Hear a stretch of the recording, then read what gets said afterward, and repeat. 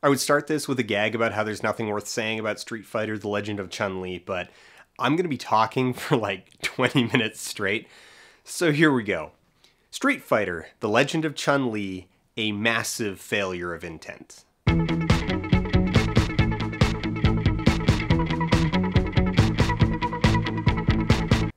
Street Fighter: The Legend of Chun-Li is a very odd film.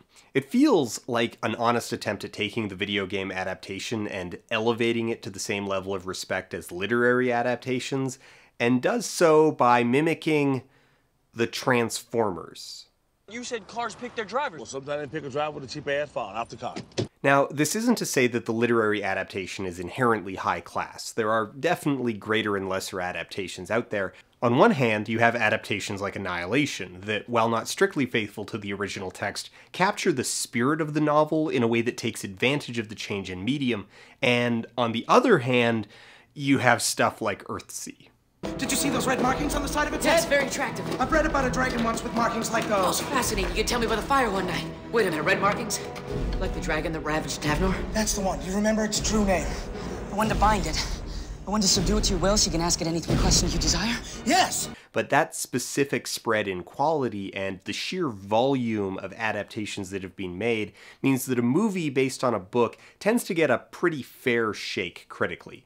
The presuppositions created by the phrase based on the best-selling novel are broadly neutral, trending towards positive. The same cannot be said for the phrase based on the hit video game. The pursuit of the respectable video game movie has remained elusive, but boy are studios still trying. Tomb Raider and Assassin's Creed would be the most recent failed attempts at securing some prestige, but let's roll back a decade. It's 2009. The PlayStation 3 and Xbox 360 are hits, and high-definition gaming is no longer next-gen. It's the standard. Blockbuster video games are investing more and more in narrative. Genres that would have previously done little more than pointed the player in a direction and just said, yeah, just shoot the dudes in red, are expecting to have a campaign laden with pathos, melodrama, full voice acting, and mocapped facial animation. Simultaneously, so-called nerd culture has surged into the mainstream, with the better part of the decade being dominated by huge geek franchises such as Harry Potter, The Lord of the Rings, Star Wars, and Transformers dominating the box office and, to a large degree, the cultural zeitgeist itself. In 2009, Capcom tried to capitalize on this apparent respectability by turning Street Fighter into an arty crime drama by copying the Transformers. It did not work. And I love this job. Okay, so how do I justify saying that they were trying to make an arty action drama and not just schlock? Editing and camera work. On some level, this project started as Crouching Tiger. They wanted Legend of Chun-Li to be a martial arts action movie that was, at its core, a character-driven drama, much like Crouching Tiger, Hidden Dragon. That's not a bad goal, all told, and a character like Chun-Li isn't a bad choice if that's the story you want to tell. Within the Street Fighter universe, Chun-Li is easily one of the more accessible characters. She's a martial artist who works for Interpol, she's out to avenge her father's death, and that's about it. Unlike a lot of other characters from the games, you don't have to exposit a deep mythology, explain magic powers, or introduce dozens of other core characters in order to tell her basic story. It is a straightforward origins and revenge plot which frees you up to really focus on character and story. A good cue to the dramatic intent of the film is in the specifics of the editing. The movie starts with a glory shot of the Golden Gate Bridge, which pans over to Kid Chun-Li playing piano and her father watching proudly while adult Chun-Li narrates over top, ruminating on her childhood dream of being a concert pianist. This moment lasts almost a minute and has only 2 edits for a very quick insert. From there, the film cuts into a much faster paced sequence of aerial shots of Hong Kong, and the music changes from relaxed piano to tense electro rock. Both the editor and the cinematographer are working to bring us into Chun-Li's emotional space. They want us to share her viewpoint and understand the contrast in her life, the peace and serenity of her early years in San Francisco versus the uncertainty and chaos of Hong Kong. This is solid, fundamental filmmaking. So what's the problem? Oh boy, is the script terrible. That is not the only problem, but if we were to point to a singular core issue, that's what went wrong with Crouching Pianist Hidden Street Fighter. The script sucks. The performances leave a lot to be desired, but it's hard to give a powerful performance when the script consists of gems like this. My father was an important businessman. Your father was a very well-connected businessman. Kristen Kruk sounds like she's reading a bedtime story to a 3-year-old. Which, yeah, sure, a great way to really elevate your video game movie is to condescend to the audience like they're actual children. Sure, yeah. With my mother gone, the path in front of me was empty. I couldn't help feeling like I was being led somewhere new. I'm actually willing to bet that this voiceover, like many a terrible narrator past, was a late addition once they realized the plot was not particularly compelling on its own merits and audiences were having trouble following the setup because it's boring. However, Kruk's condescending narration is not the least of the script's problems. For some brevity, let's just make it into a list of major flaws, though I'm not going to be able to get to all of these. 1. Terrible dialogue. 2. Villain with unclear goals and motivations. 3. Poorly explained stakes. 4. Multiple extraneous characters with dead-end plot lines. 5. Main character learns nothing worthwhile and does not change. 6. Changes are made to the source material that actively make the story worse. And 7. Inconsistent moral core in a movie about doing the right thing. And that is the bottom line that we're going to dig into here. This movie sucks because the script is terrible. Let's talk about that plot, shall we? As a young child, Chun-Li wants to be a concert pianist. Her family moves from San Francisco to Hong Kong. She is taught wushu by her father. However, at a young age, her father is kidnapped by Bison, played here by Neil McDonough doing his best to try and set himself apart from Raul Julia's sublime performance of the character by acting the character with a lilting Irish brogue. Next time you move, tell me. I'll bring you a housewarming gift. Chun-Li grows up and does become a concert pianist. Then after a performance one night, she receives an ancient scroll as a gift from an unknown person. On her way home, she sees a man with a spiderweb tattoo on his hand get mugged in the subway, and she calls for help, but no one comes, and then the scene just ends? This is the kind of moment that isn't going to stand out on the first viewing because you mentally assume that they're going to fill in down the line, but they don't. I am, despite multiple viewings, hard-pressed to explain the point or purpose of this mugging scene. Moving on, Chun-Li's mom dies of cancer, Bison has his business partners killed for no discernible reason, Bison menaces Chun-Li's father who he has stashed away in a basement somewhere doing something. After her mother's funeral, Chun-Li gets her scroll read and the woman tells her she needs to find a man named Gen, who's the guy with the spiderweb tattoo, and then, I guess, Chun-Li becomes homeless in Thailand because that's her plan to find Gen? This isn't well explained at all, a lot changes very quickly, and none of her friends or family seem concerned that she's quitting her job and moving to Bangkok on a whim shortly following the death of her mother without making any prior arrangements for housing financing or contact. We'll come back to this plot point later. Bison acts menacing while talking about real estate. Chun-Li fights off 6 guys while starving and sleep deprived, then collapses after murdering a man by dropping a shelving unit full of power tools onto him. She is picked up by Gen, who takes her back to his place and trains her to make fireballs in an extended training montage, and he tells Chun-Li that Bison is the person who kidnapped her father, and so Chun-Li starts spying on Bison's team. Actually, as a part of this, he explains that he used to be part of Shadaloo, Bison's organization, but he grew a conscience, so he started the Order of the Web to try and repair the damage that he has done as a criminal, but he's only, like, 50? Which would mean that these ancient scrolls are younger than a New Kids on the Block poster. So the next 20 minutes or so are largely concerned with Bison's real estate conspiracy. He is, I guess, extorting the city of Bangkok into selling him the riverside slums so that he can kick out all the residents, bulldoze the neighborhood, and build a series of luxury condos. But I'm not sure why he needs to do all this extorting, because this sounds like exactly the kind of garbage move cities are already more than willing to do. Also, there's a MacGuffin called the White Rose that Bison is trying to smuggle into the city.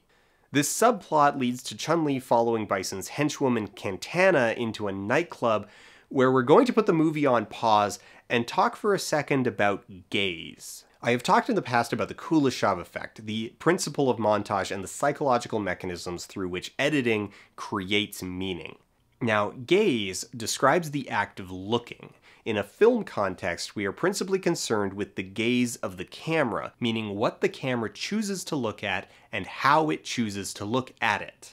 No better are the ideas of gaze and montage demonstrated than when a film chooses to use its gaze to express the gaze of a character within the film, which is itself a situation manufactured to justify gazing. So Chun-Li's plan to get information out of Cantana is to seduce her, a plan to which Cantana is potentially receptive because she's attracted to women, a detail that is communicated to us, the audience, via the camera following her gaze and gazing on the women in the dance club.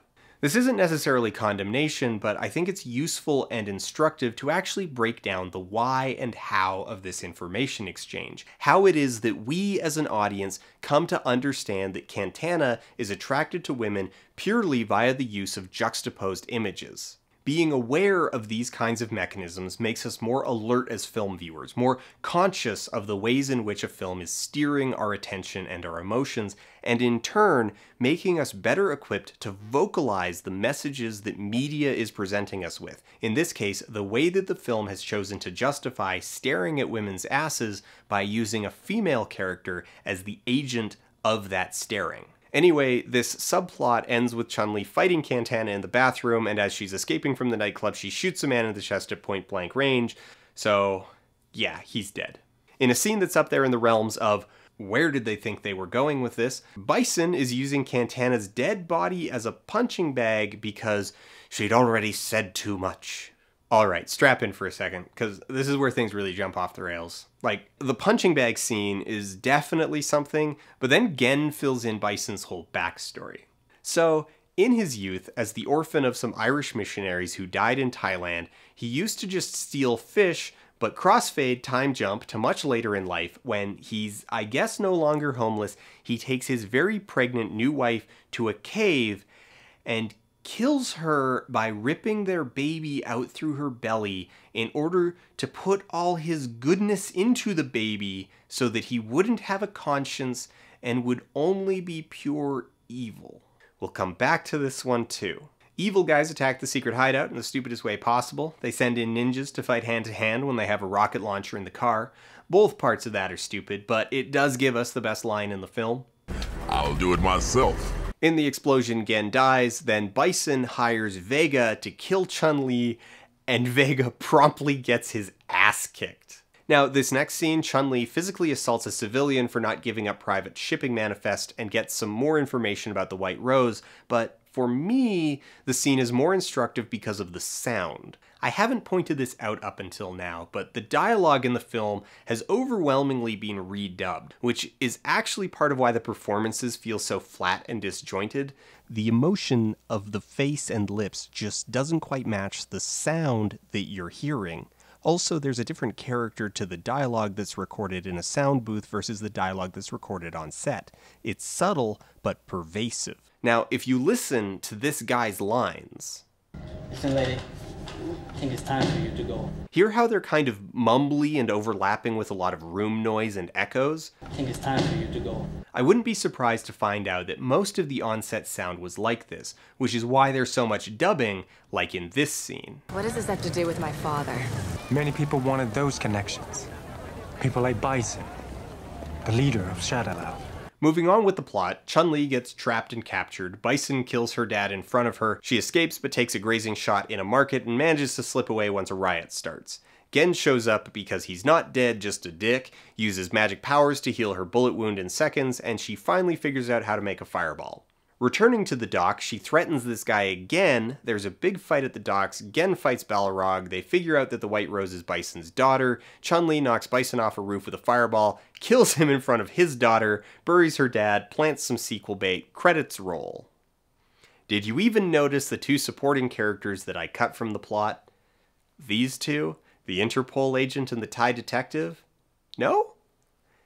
Guess we didn't need them. His name's Bison. I've tracked him through 11 major cities on 4 continents and never come close, not once. They actually take up a substantial chunk of the screen time. They're a couple of cops in pursuit of Bison and his Shadaloo organization, but mostly they just sit slightly off to the side of the action or show up after everything is over. They're pretty much just here for padding and innuendo. We should be more aggressive. Looks like you got that down.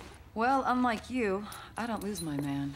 Alright, let's start with the whole abandoning your past life storyline. The first major flaw in this is that no one tries to stop Chun-Li. Her mother just died, she's clearly in a deeply vulnerable place in her life, and not one of these people, friends or extended family, tries to intervene when she quits her job and packs up her house. This isn't indicative of a plot hole, it's indicative of a fundamental lack of drama or conflict. And this all ties into another issue. She doesn't actually abandon everything. She doesn't get up and walk away from it all, taking only some bare essentials and living with the poorest of society. Oh, sure, she sleeps in an alley and skips out on showering, but at the end of the movie she's moving right back into her multi-million-dollar Hong Kong mansion. Living on the streets for a couple of weeks was probably instructive, but she was basically a poverty tourist. If she ever got tired of living in a slum, there was always a mansion waiting back in Hong Kong. She sacrificed nothing. This ties directly into the character arc. Chun-Li doesn't really learn anything or change. At the start of the film, she's a confident, spunky, kind-hearted person. As the film progresses, she dabbles in poverty tourism, kills 3 men in cold blood without remorse, and returns to her life of wealth as a spunky, kind-hearted, slightly more confident person. Now, that's not an irredeemable problem. Lots of good movies have main characters who don't learn or change all that much, but it is a problem when your movie opens with the main character pondering how they turned into the person they are. Sometimes I wonder how I got to be the way I am. The writers have explicitly set up a transformation story. I used to be a little girl who wanted to be a piano player, now I'm a cold-hearted killer who murders people for the greater good. I used to be a selfish upper-class snob, but I learned the value of hard work, community, and sacrifice. These are the kind of stories that we are very literally being told to expect. Any transformation contrast is deeply compromised by the early scenes of the film when her father is kidnapped. Now, the problem is not the existence of these scenes, but their proportional length within the film. We're shown that she's been exposed to this criminal world since she was a little girl, and we only spend the briefest time with her as a civilian. This is a really good example of how movies need to function emotionally and not just literally. We can look at the opening of the film and extrapolate that logically everything between her father being kidnapped and her success as an adult was more or less normal, but we don't feel the respective weight of these things. Because it's such a tiny part of the opening, her time as a concert pianist feels more like a brief interlude in a life of violence, a hobby that she took up to pass the time waiting for revenge, rather than the normal world that she's pulled out of. And what little we see of her in that stage of her life is basically the same person we see at the end of the film. The only thing that changes is the number of living parents and felony murders. Next up is the whole thing where Bison transfers his goodness into a little baby. I have a couple problems with this scene. First and least important is that the intensity and violence of the scene is considerably out of place given the tone and treatment of violence throughout the rest of the film. It's an extremely jarring kick the dog scene that's meant to show the audience just how evil the bad guy is, but I think it becomes less effective because it's so relatively extreme. It's such a sharp break from almost everything else that it pulls you out to a place where it stops being the actions of a character and becomes the decisions of some filmmakers. You're not thinking about the moment and its place in the emotional tapestry of the movie, you're thinking about why the people who made this made it the way they did. The only other scene that comes close is where Bison is using Quintana's body as a punching bag, while everything else is sanitized, bloodless fantasy violence. Beyond that is the implications of this scene on the metaphysical world of the film. So, first, things that happen in movies don't need to be true.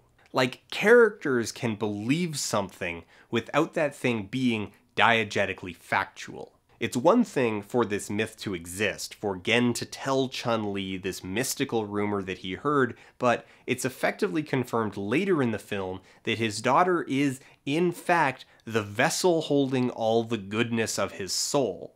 This means that in the world of Street Fighter, good and bad are tangible products that can be transferred from one person to another. While the implications on free will and morality are staggering, most importantly, it does nothing to actually improve the story at all. It makes Bison less comprehensible. It doesn't make his goals any clearer. We still have no idea what he's up to, what he's doing on a day-to-day basis, and what his end goal is.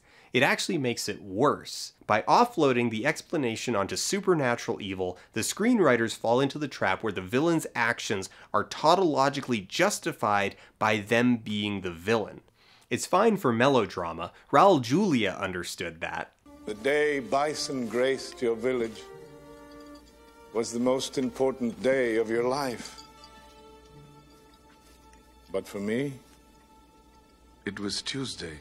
But Legend of Chun-Li is trying to take itself seriously.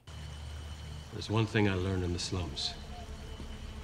When people are hungry, there's nothing they won't do.